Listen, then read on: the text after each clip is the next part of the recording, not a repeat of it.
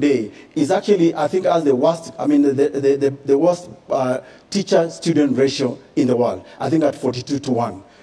For every 42 students, there is one teacher. I think that's really bad for us. So what we are suggesting that, if you look at our manifesto, is that we want to ensure that lack of school fees, lack of facilities, lack of educational infrastructure will not deter Kenyans from seeking an education, which is why we are proposing to standardize, modernize, and equip all educational institutions. We are also proposing to actually abolish school fees up to university level. And we are proposing to ensure that there is a standardization of educational materials in the entire country. So I believe that if we address that issue of making sure that Kenyans are not pulled out of their classrooms, young Kenyans, because of education, because of school fees, I think this country will prosper. What are the attrition rates, sir? To be frank, I don't think I understand your question on attrition rates. Unless you can explain. There's a dropout between persons in class 7 and in class 8. And of course, there's those that do not make it from primary school to secondary school, which you talk about in terms of transition rates. Yeah. So if you're talking about transition, you would happen to know how many do not make it from one stage of education to the next, which is what we mean by attrition. I may not have the exact numbers with me, and that's why we are saying, no matter the situation, we want to transit 100% from primary to secondary. And if you read our manifesto also, we are also proposing that it's not just a pursuit of academia or scholarly approach that we will be pursuing. We are also encouraging people to pursue technical skills. In this country today, Yvonne, you have actually a shortage of plumbers, for example, electricians, and all other jobs. And that's because we have killed our technical village institution. So we are proposing to make sure that that transitioning will give Kenyans the opportunity to be able to pursue whatever their skills may be. Thank you, Daktari. Dr. Kaluyu, your children don't live in the country. They don't attend either public or private schools in this country. Why should Kenyan parents trust you with education for their children? First, I want to complain about time. I think I have the least amount of time of answering questions. So unless my candidacy is obvious and my path is clear. So I would like to get more time, and I will welcome a clear path. As a university dean and a professor, I understand the issue of education very well. And I, having gone through education system in Kenya, and having been abroad, rising to be even an educator and an administrator of education, then I understand the issue. It does not matter where you get educated. It does not matter the school. Sometimes it may depend on the equipment.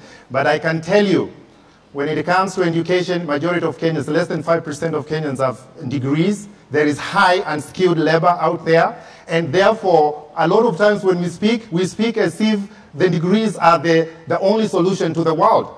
There is other trade certificates in there between that people can be given. So when it comes to university reform, and we have spoken about things like corruption, things like high taxes, and it's connected to education. First of all, when you leave secondary school, you are given or assigned a major or a concentration in a university, and you are not given a chance to choose what you want to be. And if you try to change the major, then you are penalized for being a private student. So you pay more money. You end up with a degree you don't like. You go to public offices, you steal public coffers. That's how education is connected to corruption. So when it comes to education, I will do major reforms.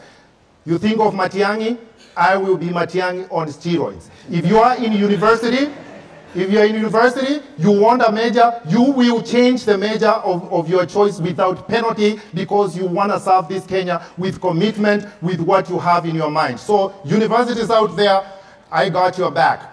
So just to finish, whether it is university, I had children, they would, go anywhere in the world. I want to give you 1 minute. We have huge inequality in learning outcomes. How would you improve the outcomes of learning, very specifically? Let me give you an example. Nationally, only 3 out of 10 standard 3 pupils can do standard 2 level work. So we're talking about what's happening at the university, which is what you talked about. But how do you improve these learning outcomes? I'm a university dean. That's what I do on a daily basis. Making sure there's quality assurance. making sure the teacher engagement is there, student engagement is there. If you sit in a classroom and you keep a performance matrix of how the teacher is doing it, because what is causing the quality of education being low could be the teacher, could be the process, could be the books, could be the student engagement. Those are real, and they are the most current measures of quality of education, and making sure you raise it up. Even dropouts will go low. The attrition you are talking about, it will go low. That I do every day, and I know for sure it will work. So what is that one thing you will do? I'll make sure that I increase, first of all, is assigning students to make sure they are in a place where they need to be. Having the career reassignment and making sure the career addresses the needs of the people. And sometimes the needs of Kisumu are not the same as needs in Kitwe. And therefore, we will write careers, and sometimes we skill the careers towards the needs of the localities that they need, and the students will be interested at that point. Thank you, Dr. Kaluyu. Professor Wainaina, in Nakuru Accords manifesto, he says he will require all public servants to enroll their children in public schools. You are a proprietor of a private school. How do you feel about this proposal? I think you should have asked the crew about the proposal, because it is his proposal, it is not my proposal. And then he can explain why he would force anybody to take their children to public schools. So would you force them to do that? I don't know what he means by that. He needs to explain what he needs by that. But I see where he is coming from.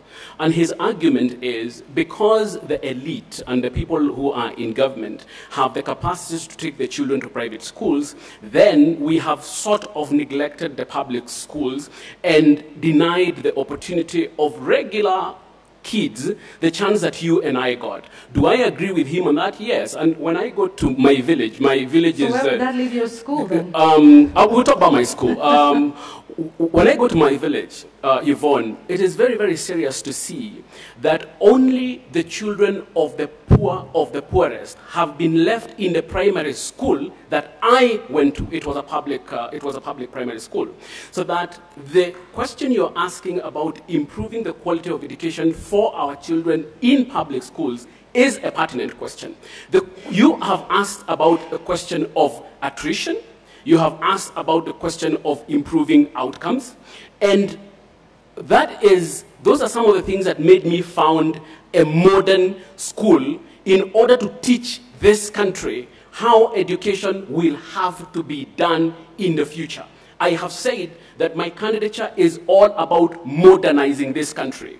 And one of the things that we haven't explored in terms of solving the educational problems that we have, including the two that you have asked, attrition and outcomes, is that we have not explored the role of educational technology. I can tell you the school you have said that I own, and you can look it up in midasschools.ac.ke. We teach our students when they are on holiday, because we have used technology to overcome the constraints of brick and mortar. 1 minute. Yes. Why not then reinvest in the school that you said you learned in and that nobody attends anymore? Yes. Why then start a private school? Isn't that at odds with what you were saying here in terms of improving the quality of education in a public school? Yes. Yours is a private school. Yes. Not many Kenyans can afford to go to your school. Yes. But you're here telling us about improving public education.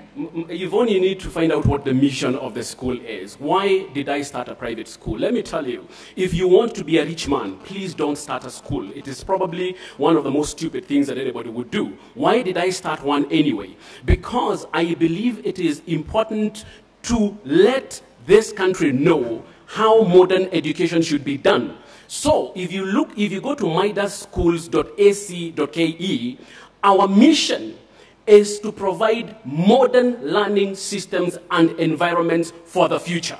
And what we want to do is to make sure, Yvonne, that when this country finally becomes interested in modernizing the education sector, there will be an institution, a flagship institution that they can go to in order to learn how modernization is done. What I am doing here as a presidential candidate is to scale up the lessons from Midas schools to make it available to all students.